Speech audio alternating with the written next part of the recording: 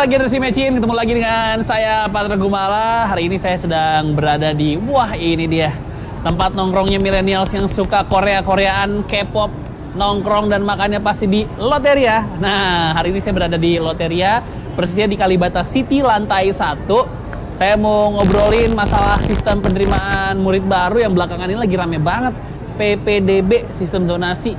Konon katanya, rumah makin dekat ke sekolah, makin gampang masuk sekolah. Wah, ini dia nih yang perlu kita bahas hari ini. Saya sudah kedatangan beberapa narasumber yang mau saya diskusiin nonton Generasi Mecin hari ini. Tapi sebelumnya mau mesen menu-menu di Loteria dulu kali ya, supaya tahu seberapa Koreanya makanan ini. Let's go. Halo Mbak, selamat siang. Saya mau mesen makan Loteria, yang menu andalannya aja deh. Menu andalannya itu ada chicken special combo, itu Chicken, combo ria. oke, chicken special combo. Dan paket single set D-nya, Paket Easy Bulldog ya itu. Oke. Dan sama chicken ganjong bowl, menu baru dari Loteria. Oke, saya pesan semuanya untuk dianterin ke meja bersama narasumber saya ya. Oke, Terima kasih siap. ya. Oke, udah siap nonton Generasi Mecin hari ini? Oke, let's go.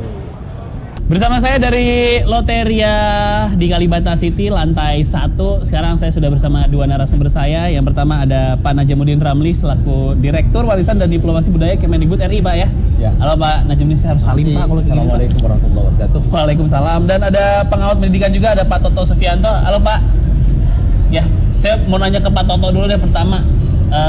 Seminggu belakangan ini lagi rame di TV, di portal berita. Mungkin yang diangkat masalah-masalah aja kali. Mungkin karena emang punya nilai berita kali ya. Masalah pendaftaran ulang orang tua. Pendaftaran ulang anak murid yang repot orang tua. Ya. Nah, menurut Pak Toto dengan sistem yang sekarang tuh gimana Pak? PPDB ya? Ya, PPDB penerimaan peserta didik baru. Penerimaan Jadi peserta didik Permendikbud sudah 51 2018. Ya, gimana menurut Pak Toto Pak?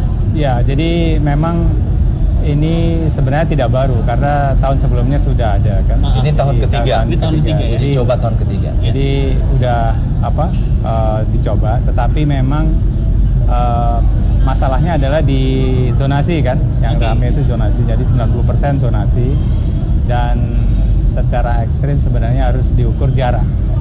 Oke, diukur Jadi jarak. itu yang menjadi masalah karena secara geografis tiap provinsi, tiap kota, kabupaten di Indonesia tuh berbeda-beda.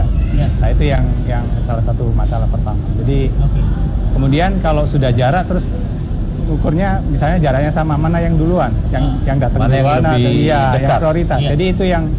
yang menjadi masalah. Dan secara umum memang siapapun orang tua, kita semua orang tua pasti paling deg-degan kalau udah harus pindah sekolah kan, Betul, udah naik betul. dan dari SD ke SMP, SMP ke SMA. Nah itu memang masa-masa yang paling stres. Jadi saya kira menurut saya yang menjadi masalah karena proses sosialisasinya kurang lama, kurang jelas, sehingga orang tua itu yang sudah deg-degan tambah deg-degan lagi, tambah gitu. Jadi itu Panik yang ya? iya, jadi lebih ke sana.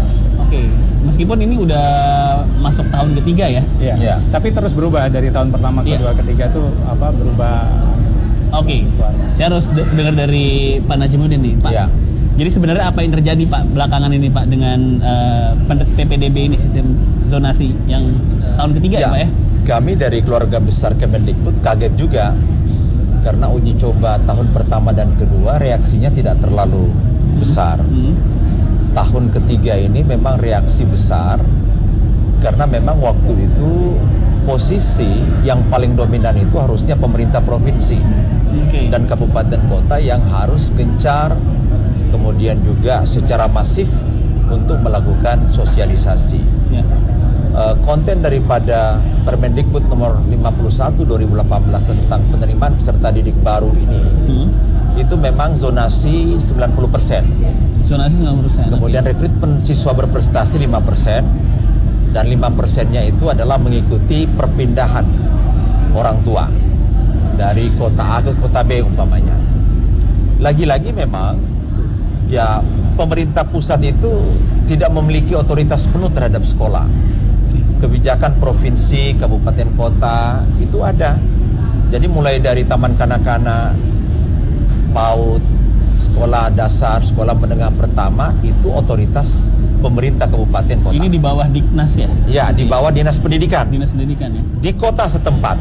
Ya, Oke. kemudian SMA, SMK itu otoritas kepala dinas provinsi, pendidikan provinsi. Ya. Nah, itu yang mengatur segala sesuatunya. Nah, pemerintah pusat ini hanya regulasi, membuat regulasi dan sudah mensosialisasikan kepada seluruh kepala dinas. Oke. Provinsi 34 provinsi dan 514 kabupaten kota. Oke.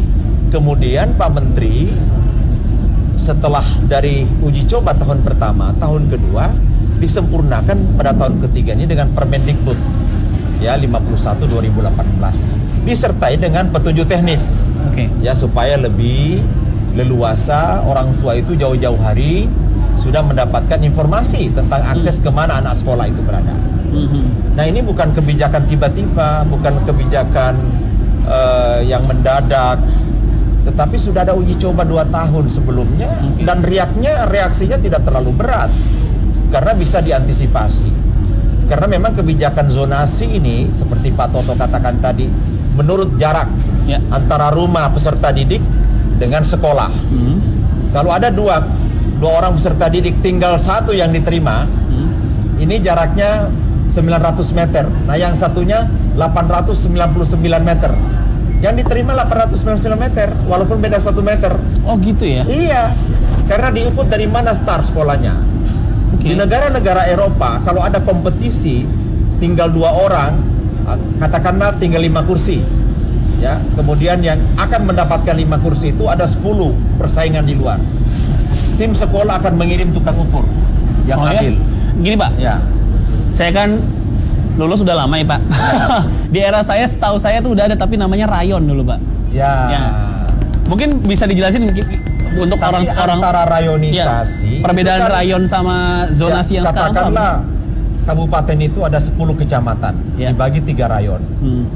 Tentunya 3 kecamatan ini berdekatan, 3 kecamatan berdekatan, 3 kecamatan berdekatan. Dan itu kalau kabupaten di kawasan timur, satu kecamatan jarak ke sekolah itu bisa 10 km. Jalan kaki ditempuh. Ya, saya kira ya rayonisasi tidak rasional. Nah, sekarang untuk pemerataan pendidikan dan akses untuk mendapatkan pembelajaran diukur dengan zonasi tadi, ukuran jarak rumah ke sekolah. Oke. Ya, tidak ada yang pinggiran, tidak ada yang buangan. Pemerataan kualitas sekolah ya. Ya. Pak. Habis ini saya mau nanya ke Pak Toto. Ya.